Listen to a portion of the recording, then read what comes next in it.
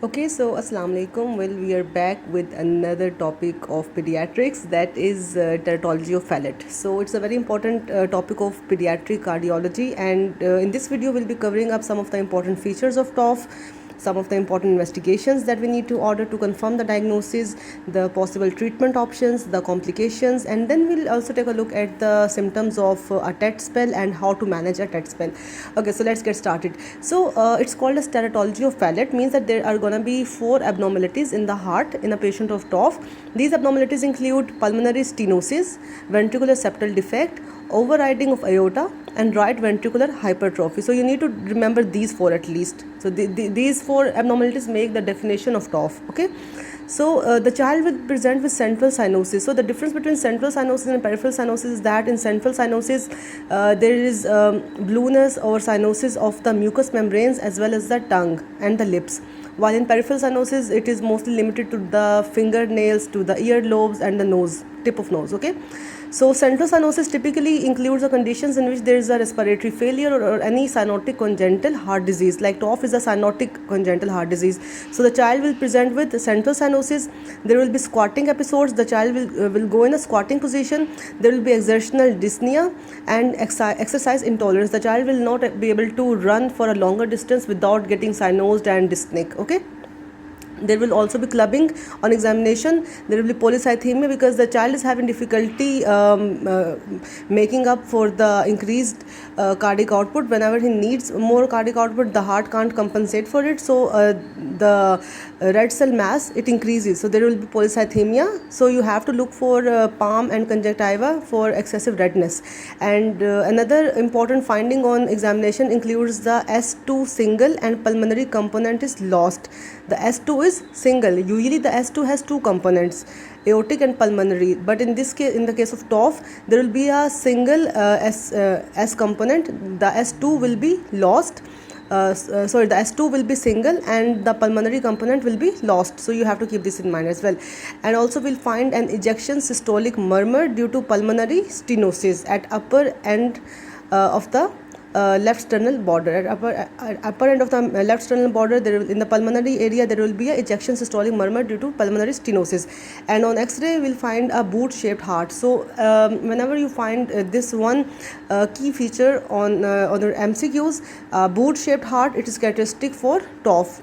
And if we talk about the congenital heart diseases, overall the most important congenital heart disease is ventricular septal defect, and in case of cyanotic congenital heart disease, in case of neonates it is TGA, and overall it is TOF.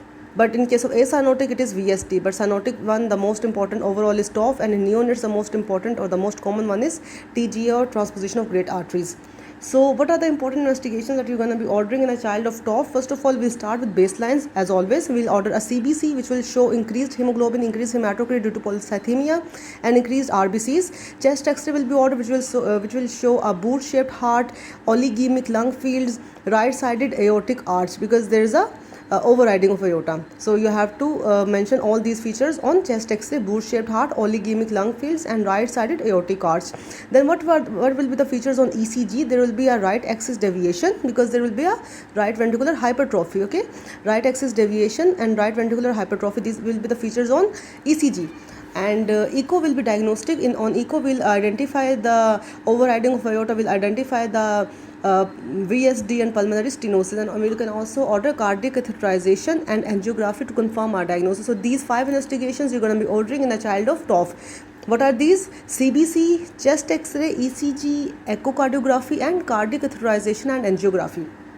So once diagnosed, how are you going to treat a child of TOF? Well, there are general managements and there are some specific managements. General management options include maintaining adequate hydration in the child, maintaining temperature, glucose levels, hemoglobin and hematocrit. And in addition to that, you also have to give iron supplementation to the child. And since the child has a congenital heart defect, so he is prone to developing bacterial endocarditis. So you have to give antibiotic prophylaxis for bacterial endocarditis as as well. And we can also provide with since he has increased hematocrit, increased hemoglobin, so you can do a partial exchange transfusion or a phlebectomy for polycythemia. So antibiotics, ATBS means antibiotics, and drainage may be needed in case of brain abscess, because in these patients what really happens is bacterial foci form in the lining of the heart. So from there those foci also travel to the brain, forming brain abscesses. So if the child of TOF is at high risk of development of brain abscess.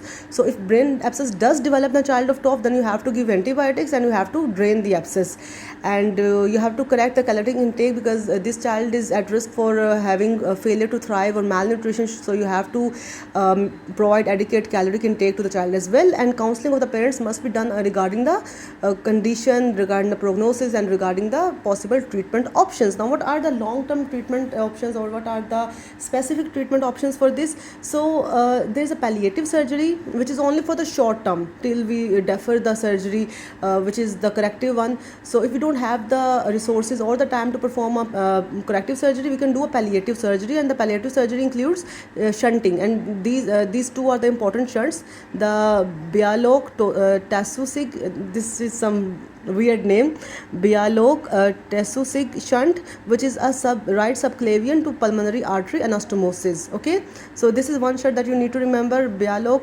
Tasusig shunt. And the corrective surgery, which has to be done from 3 months of age to 2 years of age, you need to remember this time duration as well, because this also comes in exams, or at least as a viva question, that when you have to do the corrective surgery for TOF, so that is between 3 months to 2 years of age.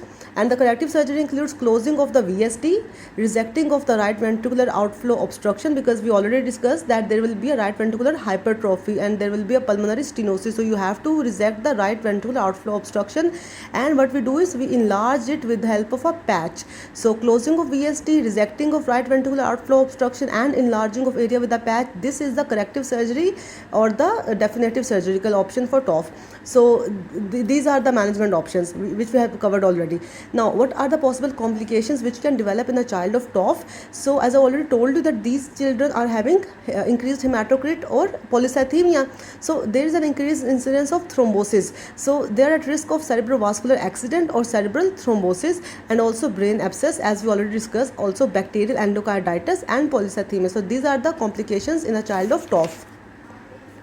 Also relative anemia, failure to thrive, psychosocial problems. So these are the 7 complications that you need to keep in mind in a child of TOF. Now in a child of TOF, certain acute attacks also occur, like we call them as TET spells, blue spells, paroxysmal hypercyanotic attack of TOF, etc. So these attacks are more common in a child of less than 2 years of age, and in these episodes the child becomes tachypneic, restless, there will be increased cyanosis, there will be a gasping respiration, the child may also go in syncope, and the episode mostly follows excessive crying or in morning upon awakening. Okay, so if a child is experiencing such attack, how will we manage it?